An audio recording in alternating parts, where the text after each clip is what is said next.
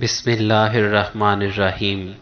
حضور اکرم صلی اللہ علیہ وآلہ وسلم نے ارشاد فرمایا، جب کوئی شخص اپنے اہل خانہ پر ثواب سمجھ کر خرچ کرے تو وہ اس کے حق میں صدقہ کا حکم رکھتا ہے۔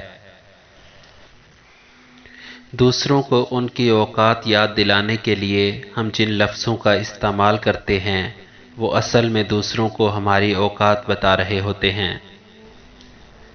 رب کے بندوں کو معاف کر دیا کرو، بندوں کا رب آپ کو بھی معاف کر دے گا۔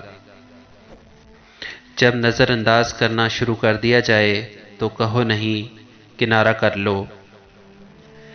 بندہ گندے برتن میں دودھ نہیں ڈالتا تو اللہ گندے دل میں نور کیسے ڈال سکتا ہے؟ جس طرح بڑے ہو کر پتہ چلتا ہے کہ والدین سچ کہتے ہیں، ویسے ہی قبر میں جا کر پتہ چلے گا کہ قرآن سچ کہتا تھا۔